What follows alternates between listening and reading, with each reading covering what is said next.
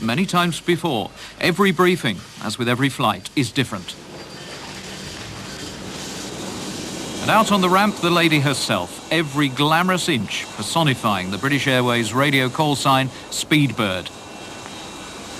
The passenger's luggage is loaded with individual care. Concorde doesn't use the more conventional containerised baggage handling system.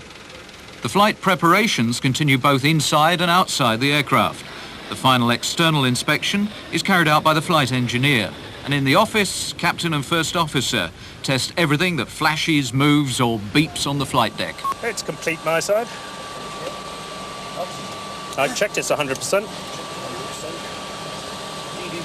Closed and locked port. But checking isn't only something done by the crew. Alpha Bravo's sister ship, Alpha Alpha, has just had its major 12,000-hour service, which was a bit more than just an aerial MOT.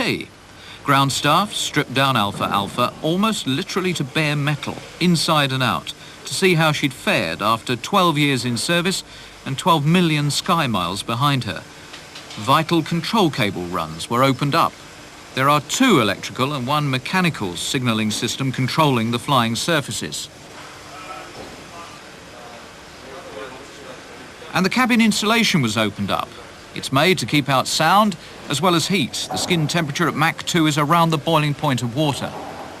And after 20 years in the air, the cockpit design still retains that quality feel, the hallmark of the aircraft.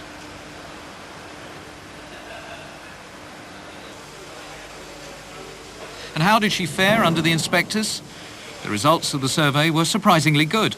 Her airframe showed almost no corrosion, and Alpha Alpha, as you might have guessed, the first Concorde operated by British Airways, was given a very clean bill of health and is confidently expected to fly well into the 21st century. Let's now rejoin the flight crew of Alpha Bravo and our captain, John Hutchinson. Right, we've completed the pushback. The inboard engines are started. We're just starting up the outboard engines, and as soon as the engine start for the outboards is complete, we'll be getting taxi clearance and getting on our way. Check stub and feel all engage engine anti-and schedule. Off and fly over. Brake fan. They're on. Ground idle. Too low. Door warnings. Tested and out. Engine feed pumps. All on. Hydraulics. Checked. Electrics. Checked. Ground bypass. Ground equipment's clearing. The after start check is complete. Okay, we've got our clearance to taxi. Nose to 5, please. That's lowering the nose to our normal taxiing position, releasing the brakes. And there we are, rolling forward. All clear. All Checking clear. emergency brakes. And Bill, if we could have the taxi checks, please. Nose and visor. Yes, down 5. Checked. Okay, brakes. They're checked back at normal. Flight instruments. The cockpit checks are not actually continuous. They're carefully designed in sections to prepare the aircraft for the next stage of flight. Checked. Trims. Trims I've checked set for takeoff. Set for takeoff. They're set. Much of the secret of Concorde's ability to sustain high speed lies in her amazingly smooth, classic aerodynamic shape. The 4 Rolls-Royce Olympus jet engines each produce what is actually quite a modest 10,000 pounds of thrust in the supersonic cruise. But Concorde can still match the speed of a bullet because she is designed so much like one. And we're clear to line up after the 75. We'll have the before takeoff checks, please, Bill. Okay, briefing. Any update? No update to the briefing. Understood. Taxi turns. They're going on. Transponder. That's 5257 and on. Wheel light. Is out. Off. About here. And that's the final series of checks before takeoff. It's quite interesting lining up on the runway. We're sitting here on the flight deck 35 feet ahead of the nose wheel. So I have to overshoot the runway centre line somewhat before I commence the turn to line up. A little bit disconcerting until you get used to it. Midland 6 for the checker and line up, please, spotted. All clear on the approach. Yep.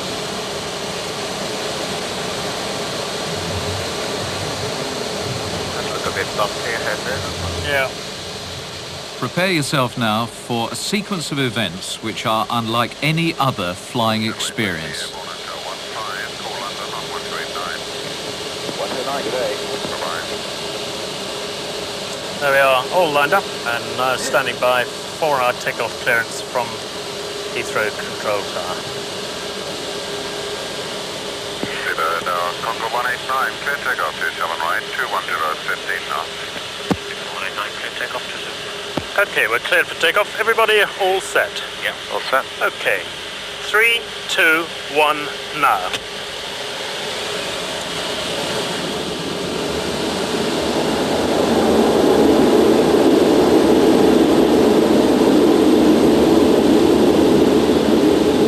There's speed building.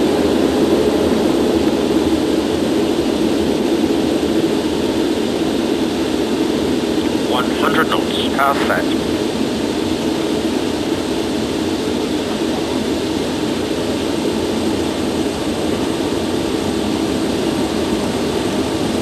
V1. Rotate.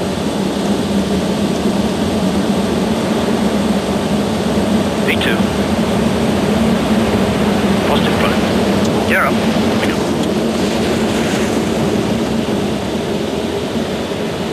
Edinburgh 771. 240 knots. 27 right, 210, 15 knots. First takeoff, 27 right, TWA 771. And next, the noise abatement procedure. 3, 2, 1, noise. Once the aircraft is safely airborne, the engine power is reduced, the aircraft is levelled in order to maintain airspeed. In the terminal area like this, we fly around at 250 knots, and we fly around with the nose and visor dial applied, keeping a lookout for any other traffic that there may be around. Cross-check self takeoff checks complete with the nose still applied. At 2% more, please, Bill. I'll have Compton set up on my side, please. Compton is the name of a radio navigation beacon. And we're just getting to the point now where I'm going to ask Chris to select the nose and visor up, streamlining Concorde for high-speed flight. Chris, could you select the nose and visor up now, please? Coming up.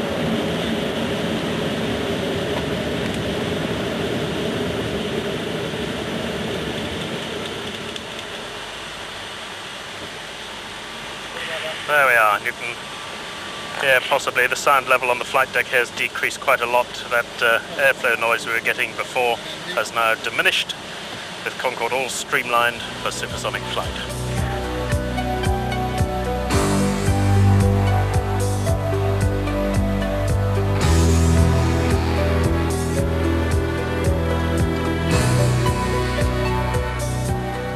Concorde now continues its climb to a point clear of the coastline just southwest of Cardiff.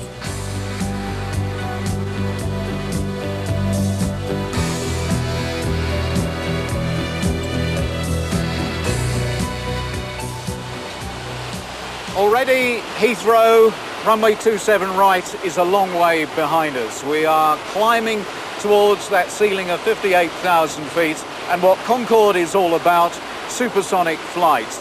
Already at this point we are some 100 miles an hour faster than the more conventional commercial airliners, the 747s and the DC-10s. We've had a little bit of air turbulence, but the most amazing thing about this quite unique craft is the way in which she powers straight up.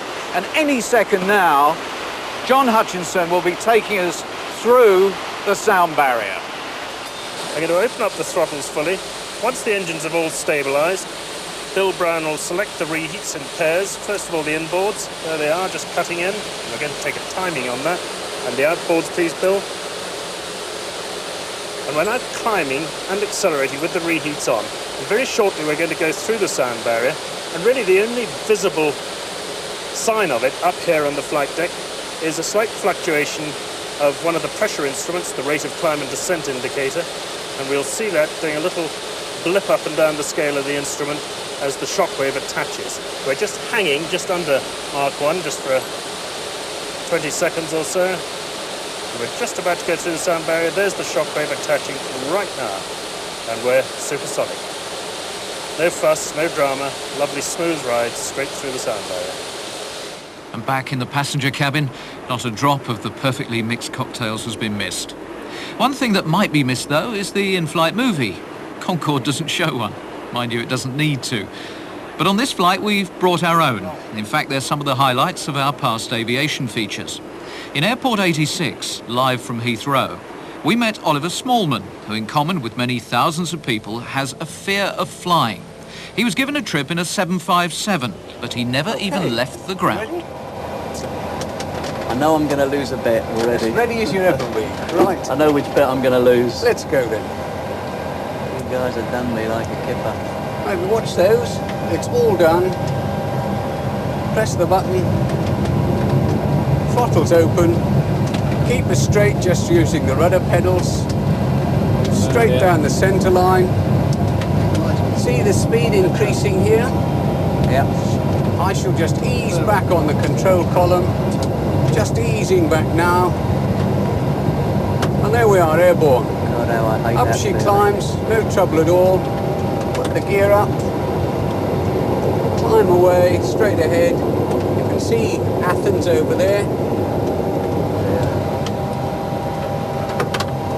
There's the power coming back. We'll just go up to 3,000 feet so that you can see what it's like.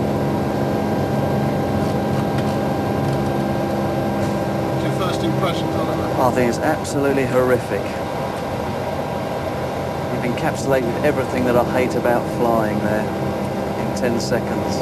There we are, 3,000 feet, wings level, speed checked. If you look out that window, you ought to be able to see the Athens airfield down there to the left. You're aware we're still on the ground, right? No. That's my bet's lost, because I was sure I'd be able to convince myself that we were still on the ground. Have you convinced yourself you'd actually got into the air? Oh no, now I know I'm in the air. As Oliver's confidence apparently grew, Captain Fulton demonstrated a landing with one of the aircraft's two engines failed. And remember, the flight simulator feels just like the real thing.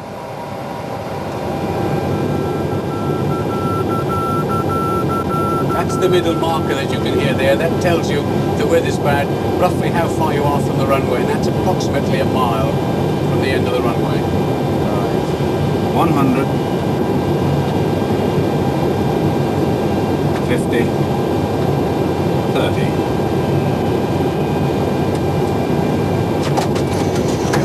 Asymmetric reverse.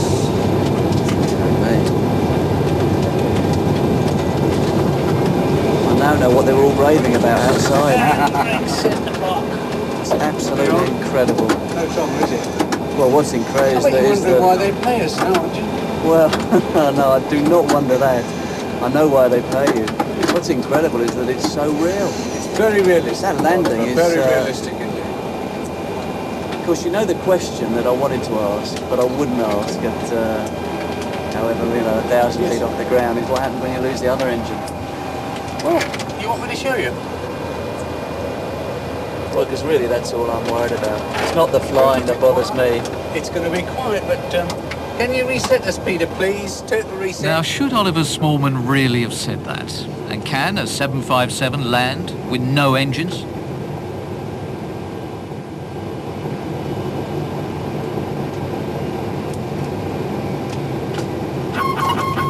Double engine failure. Everything's gone. Just watch the ground, Mike. Read out the speeds to me there, please.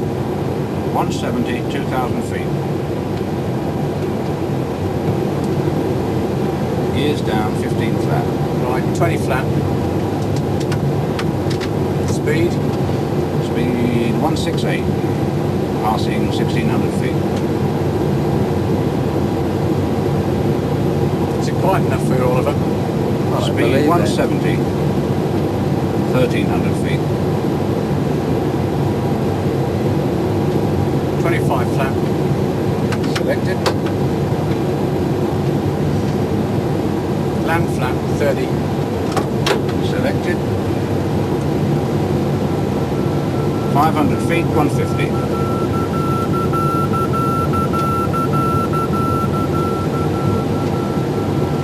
300 feet, 145. Rate of descent. Rate of descent, 800 feet a minute, 900 feet a minute, 700 feet a minute, 500 feet a minute. And braking. You don't want me to reverse it. How are you stopping it? With my foot brakes. whatever pressure there is in the system. Well, I can't believe that. I mean, I thought we were going to drop straight out of the air. I'm Freeze on, absolutely Peter. stunned. Freeze it, Pete. I can't believe he's put it down. Well, regular viewers of BBC television will know that John Hutchinson has another life outside Concorde because he's a regular member of the BBC aviation team. However, in your office, John, is this a good moment to actually ask you a little bit about the performance of Concorde? Have you got a spare moment? It's an excellent moment. Now we've got out of the busy phase of the flight. Now we're still accelerating up to Mach 2. We just turned the reheats off a couple of minutes or so ago. You probably felt that. Yeah. And we're now gently drifting up towards Mach 2. Can you take us for a very quick guided tour of the systems that are here in the cockpit? Yes, certainly. Now, first of all, I think in general terms, I've got a set of flight instruments in front of me. In the middle, we've got a set of engine instruments. And over there, on the co-pilot side, Chris Norris's side, a repetition of the flight instruments that I've got. Right. Now, the flight instruments consist obviously of an artificial horizon,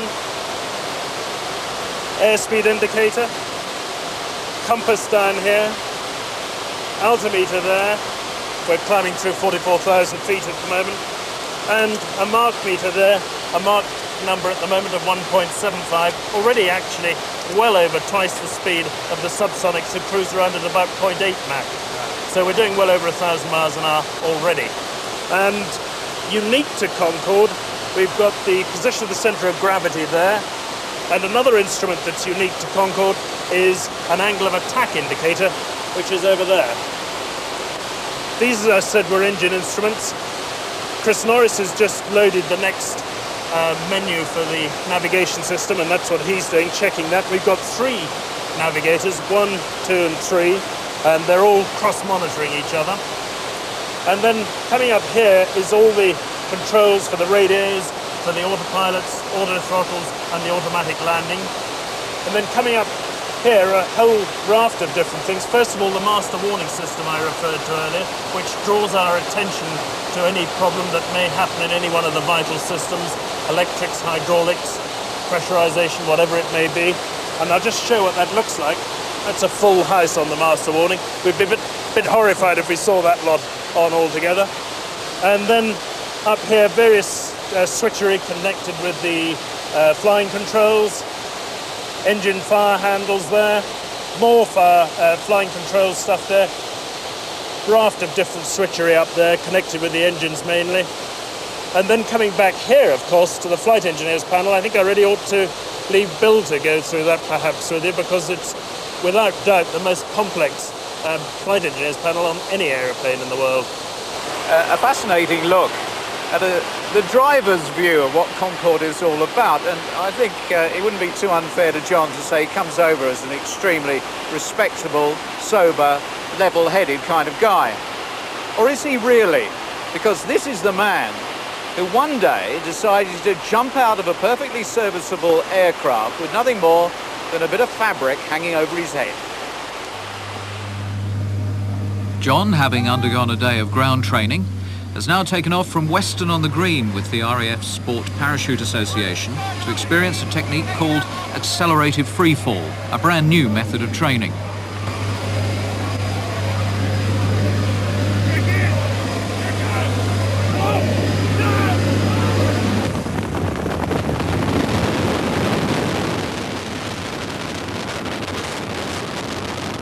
John's instructors are hanging on to him to make sure that he stays in this stable free fall position. A tumble at this stage could be very uncomfortable and possibly dangerous.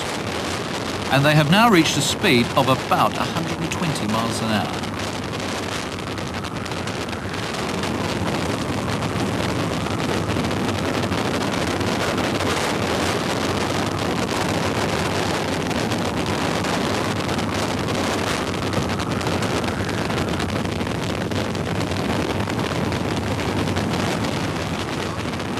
After a fall of 8,000 feet comes the moment to pull the parachute.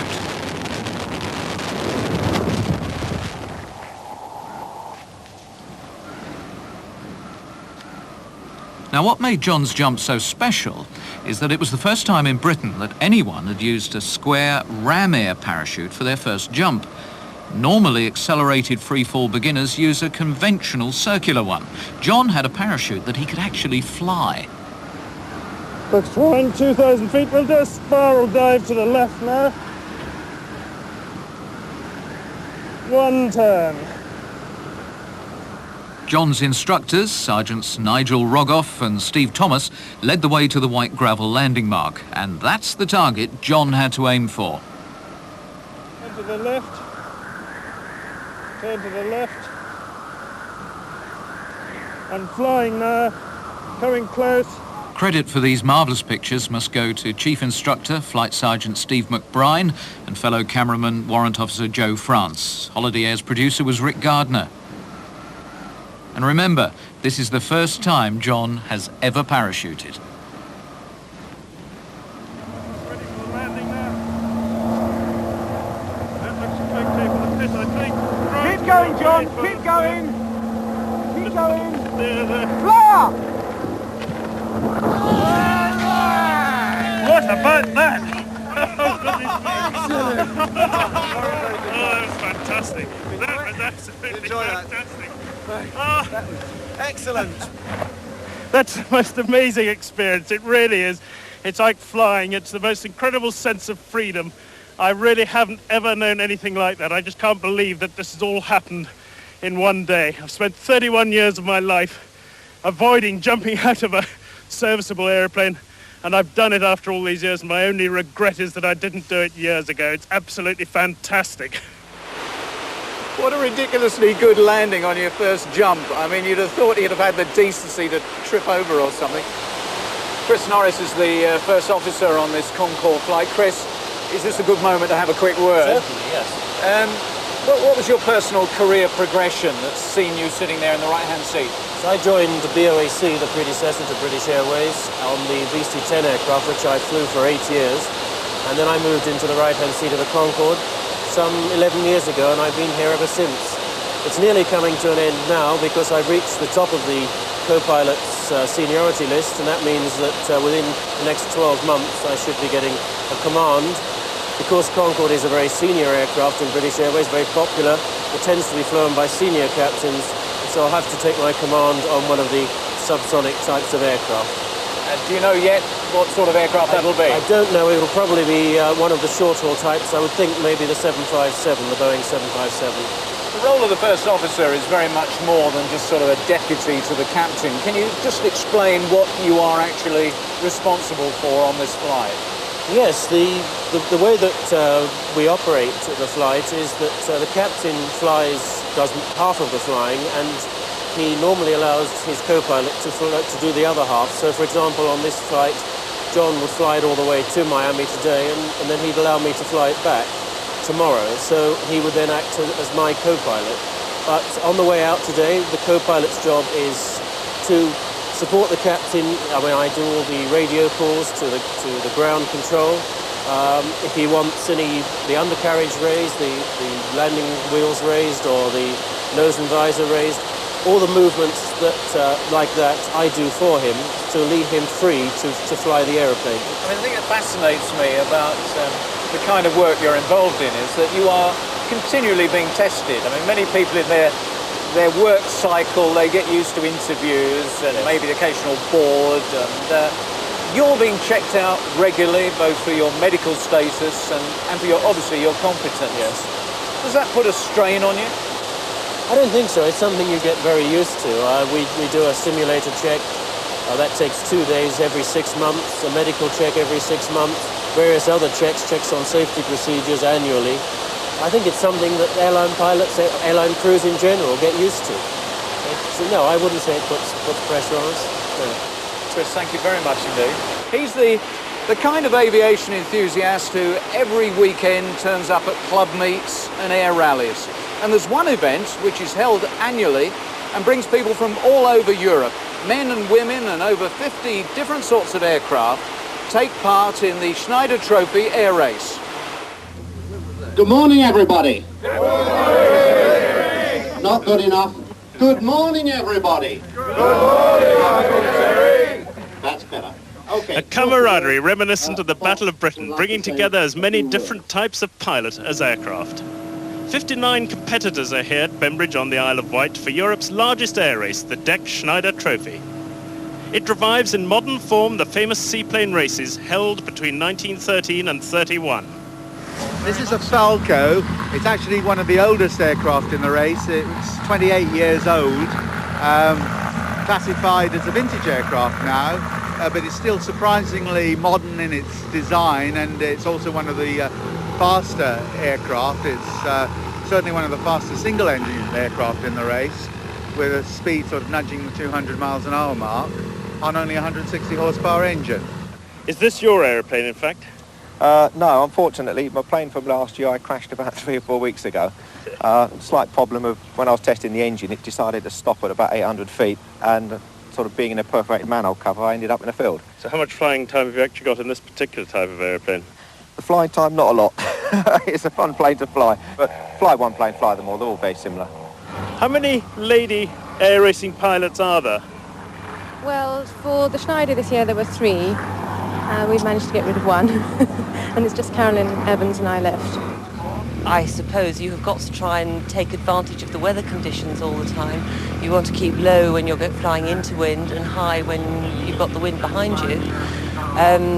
With this aeroplane, we lose a lot of time in climbing and descending, so it's better to pick a height and stick at it. And did you build this yourself? We did, yes. Nora and I went over to Los Angeles. We air freighted a kit over and then built this part-time. Took us about a year. It's really a decision whether you watch television or build an aeroplane or take the dog for a walk.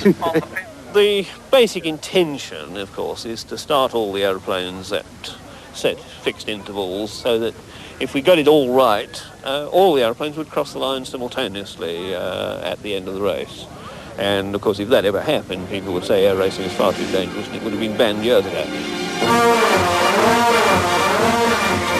Those magnificent men in their flying machines, they go up to the up, they go down to the up. They entrapple the ladies and steal the scene with their up to the up, and their down to the up. Up, down, flying around, looping the loop and defying the ground. They're all frightfully keen, those magnificent men in their flying machines. It's a fantastic atmosphere at Bembridge as the competitors line up for their takeoff to the Schneider Trophy race. It's worse than Heathrow in the rush hour. And if you look out on the runway behind me, you'll see more aeroplanes lined up there for takeoff than I've ever seen before. Certainly outdoing the Red Arrows, I think. Those magnificent men in their flying machines, they go up to the up, they go down to the up. They entrapple the ladies and steal all the scene when they're up to the up, and they're down to the up. Up, down, flying around, looping the loop and defying the ground. They're all frightfully keen, those magnificent men in their flying machines. There are 3 laps of this 47-mile course which goes around the Solent and across the Isle of Wight to Bembridge. We join co-pilot and broadcaster Brian Wolfe approaching one of the 5 turning points. And round we go, try and clip that turning point. There it is. And we're pulling now quite a lot of G as we pull round the corner. And we'll try and straighten the aircraft up. Our next point is Gilliker Point. And it's in the distance there, and I can see a number of airplanes. Now it's getting much more bumpy and rough as we lose height.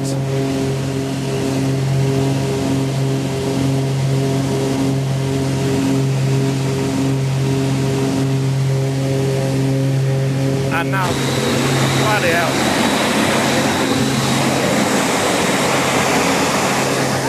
It's all right. Well, we just had a slight emergency there. That's why I stopped the commentary, simply because our window blew open. I managed to close it.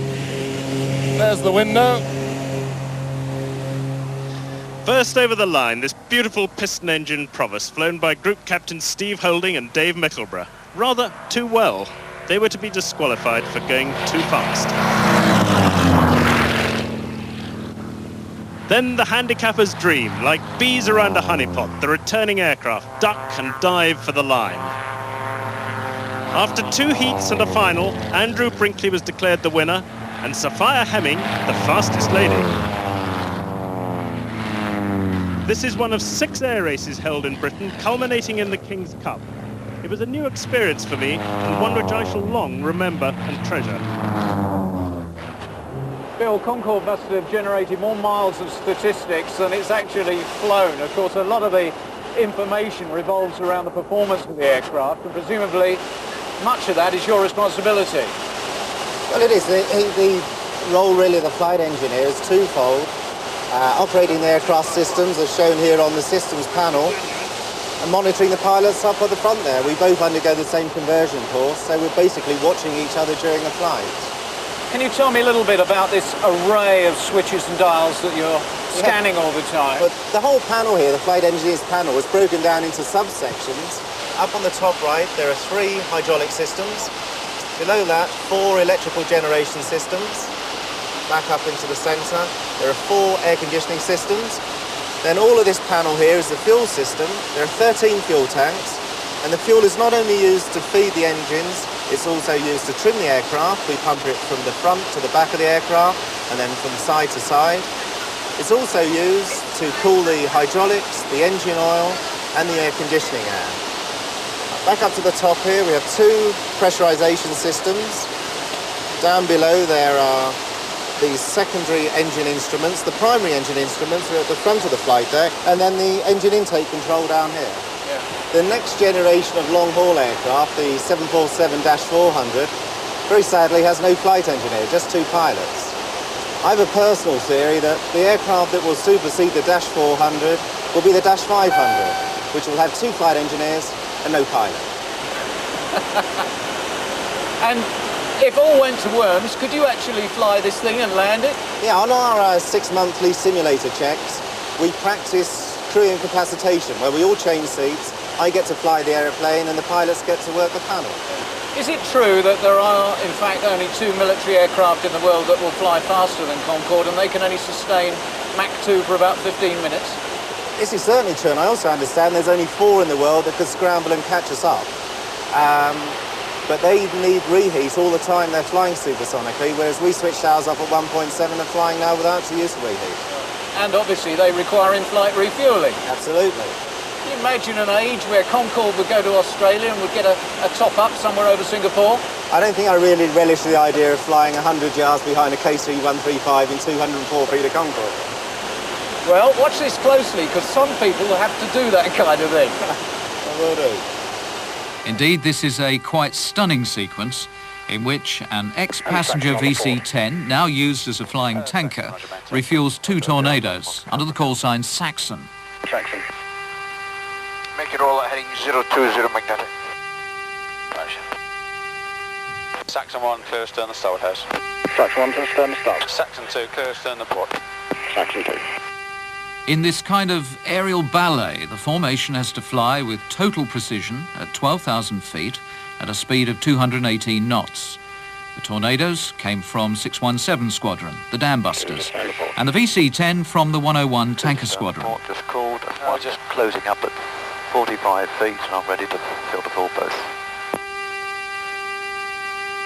So is that one that said a stern? Saxon 1 to stern to starboard. They've both called us stern. Roger. Saxon 1 ready for contact, starboard. Ready out, starboard. X-ray 9 India, 11 and 10, contact Midland, stud 4. Roger, thank you for service, and you 69. 1 steady on starboard. Stud 4. Saxon 2 ready for contact port. Ready out, port. 20 feet.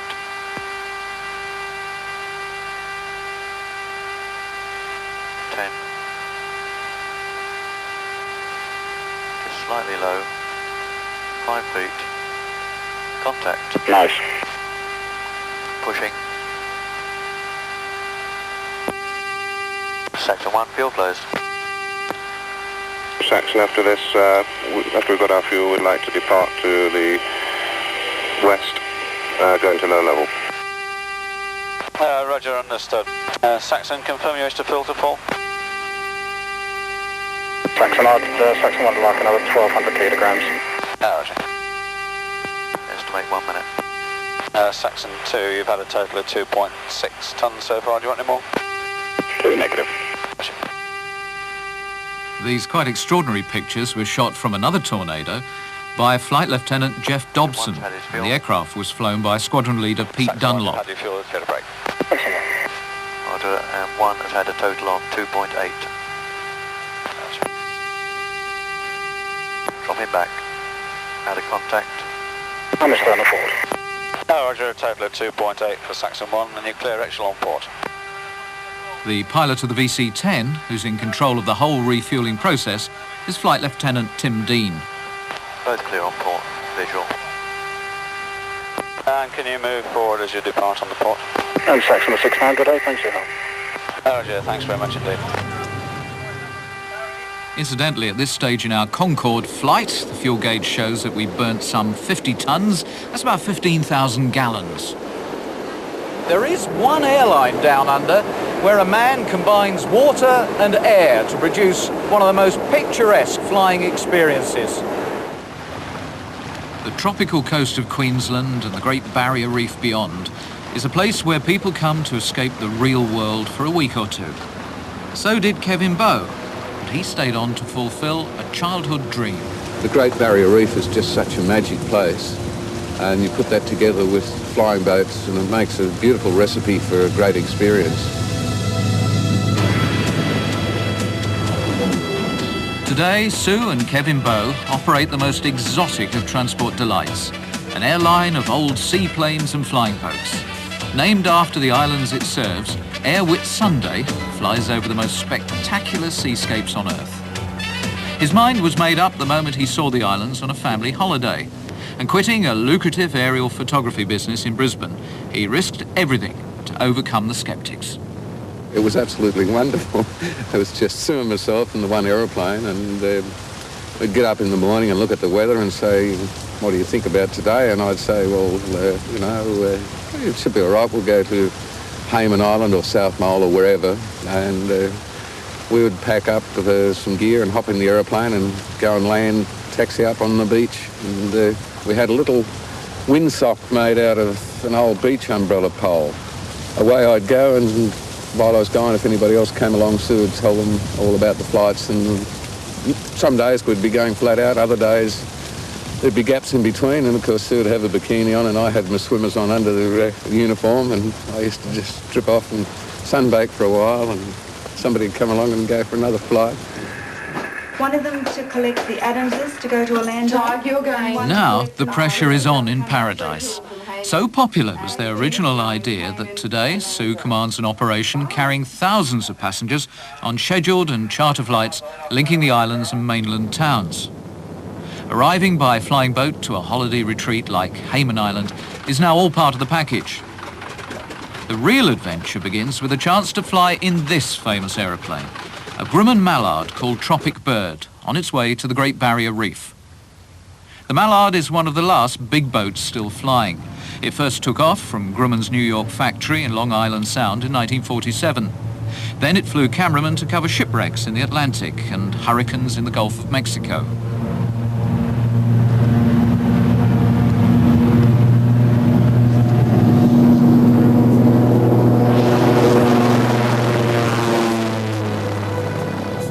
"40 years on, and stained by a working life in the sun and open sea, the Mallard has survived in remarkably original condition.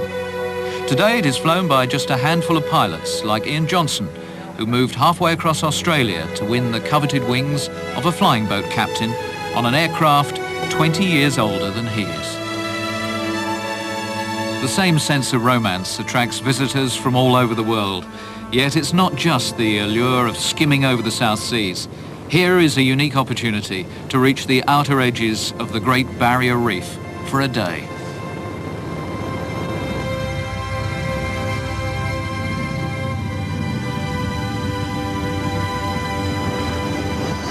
Having been spared a long and often uncomfortable 50-mile journey by sea, Tropic Bird's passengers gently splash down in the sheltered waters of Hardy Lagoon. They have all the time they need now to explore the fantastic coral life that thrives just below the surface. Captain Cook navigated a passage through the Coral Keys on his first voyage of discovery over 200 years ago. Today, they are protected as a marine national park. To those following in Cook's footsteps, it still appears like another world.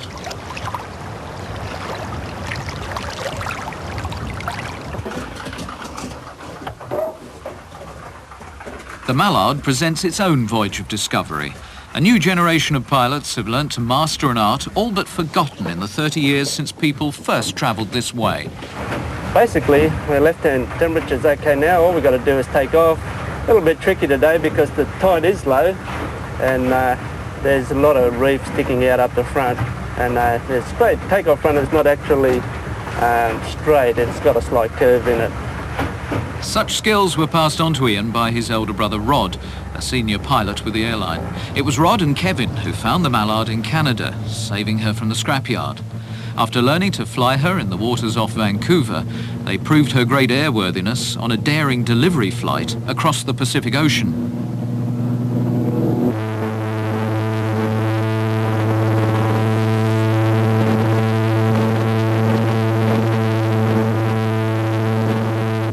Keeping Tropic Bird flying demands careful attention and costly maintenance, especially to her pre-war radial engines. But for Kevin Bow, it's all somehow appropriate that he should preserve such a rare bird over seascapes as exotic as those to be found in the Great Barrier Reef.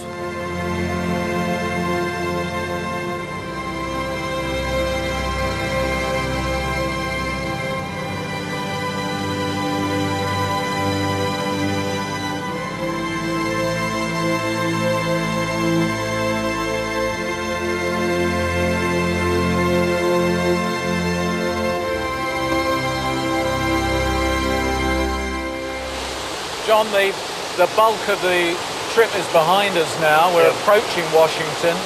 What procedures will you now adopt? Well, the first thing is descent and deceleration. And then after that, we've got a subsonic flight for about 250 miles coming in over the eastern seaboard and on to Washington. So it takes just over 100 miles to go from Mach 2 down to Mach 1. That'll be that bit of it out of the way then. We then continue subsonically and we'll then drift down to 39,000 feet, which will be our initial subsonic cruise altitude. And then, of course, once we get down below 10,000 feet, when we're flying over the domestic United States, we then have to decelerate to 250 knots. And as we do that, we'll bring the nose and visor down. And then from 10,000 feet downwards, it's 250 knots until we start bringing the speed back for the final approach. Dallas, approach Speedbird Concorde 189 heavy at 10,000. Speedbird Concorde 189 heavy, Dallas approach, descend and maintain 7,000. And we'll have the nose and visor down and 5, please. Speed's okay, the visor's going. So that's the nose, and there's the visor going down. And the nose coming down to 5 degrees.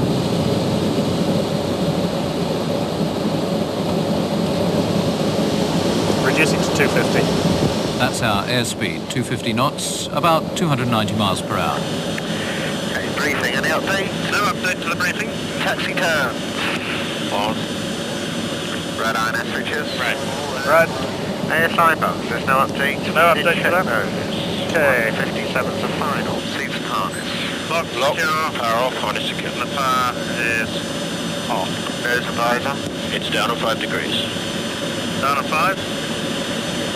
Altimeters and the radio altimeters, there's no update. We have checked those, the approach checks are complete. And at the moment we're only cleared to 5, so as we approach that, we better get further clearance. Alert, 1 to go. We've got 1,000 feet to go to our clearance level of 5,000 feet, and the auto throttles increase the engine thrust to maintain that altitude. Speedbird 188 heavy, turn left heading of 35. Heavy means large jet, and Speedbird is British Airways. We're on a northerly heading to intercept the runway's directional radio beam known as ILS, Instrument Landing System. Thank you. And at the moment we're still under autopilot. autopilot control with autopilot number 1 flying it. And we've got the ILS set up on both sides, the captain side and the co-pilot side, and we're just about to intercept the extended center line of the runway at the moment. Speedbird 188 Heavy, descend and maintain 3,000. Speedbird 188 Heavy, descend and maintain 3,000. 3 check. Okay, I'll take the autopilot out, chaps. And I'm now hand flying it, that's the autopilot out. Speedbird 188 Heavy, reduce speed to 210 knots. Speedbird 188, reduce speed 210 knots. It's a very good auto throttle system, by the way, and I've just demanded a 210 knots intermediate approach speed from it, and the speed's gradually bleeding off now. And we are now established on the extended center line for the runway we're landing on, and also on the glide slope. Speedbird 188 Heavy is 7 miles from the marker. Maintain 3,000 until established on the localizer. Clear for ILS runway 1 right approach. Reduce speed to 190 knots. Clear ILS 1 right approach. Speedbird 188. Reduce 190. We come down at 190 knots, down to 800 feet above the airfield, and we then dial in on the auto throttles our final approach speed, which today is 157 knots.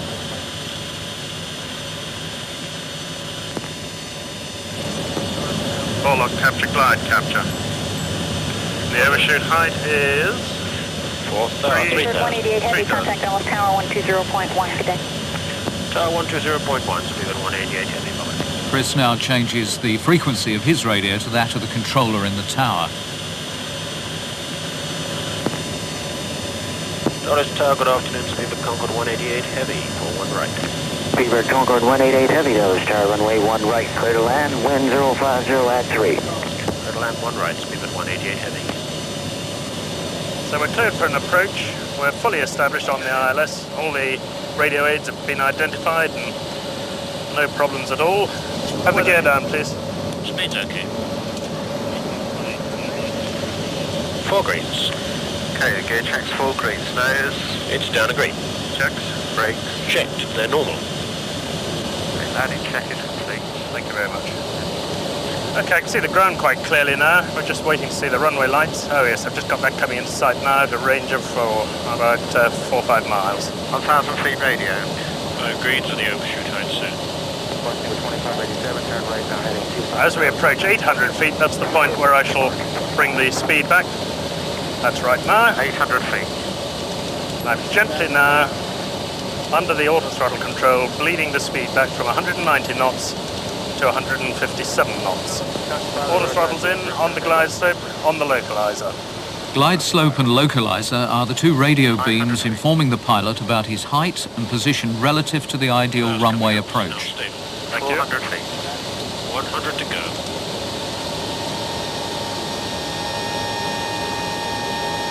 300 feet. Decision height. My director's off. 200 feet. 264 Heavy, Dallas Tower, 19 right. 100 feet. 50, 40, 30, 20, 15. Now watch the wingtips. The famous delta wing swirl. Stick forward, please. Sticks forward. Yes, sir. A real greaser. Only Dallas Tower, try again. 100 knots. 1014, about 12 out. 75.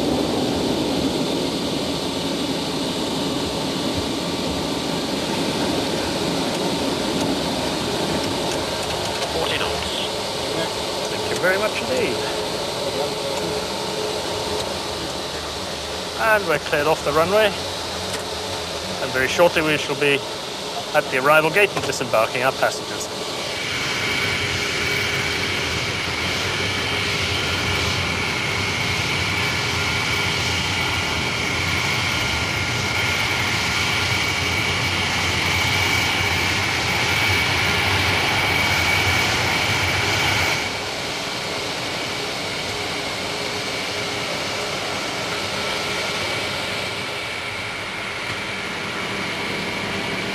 So here we are at Dulles International Airport, Washington, and John Hutchison is almost minute perfect. 3 hours and 38 minutes after we left Heathrow in this quite remarkable aircraft. It's worth remembering that when Concorde was introduced, she was in fact very heavily criticised by the US Senate, by the environmentalists, and by the faceless civil servants who described her as a golden albatross. But she's found her own place in aviation history, and I like to think she occupies a very special place in all our hearts. We even talk about Concorde in a different way. We might say there's a 747 or a DC-10, but we only ever talk about Concorde, despite the fact that British Airways operate 7 of these aircraft. And of course, when she was introduced, many people said it was just for the privileged, for the powerful, for the wealthy. Well, even that's not true, because over the years, tens of thousands of people charter Concorde, and for them, a trip on this aircraft is indeed the trip of a lifetime.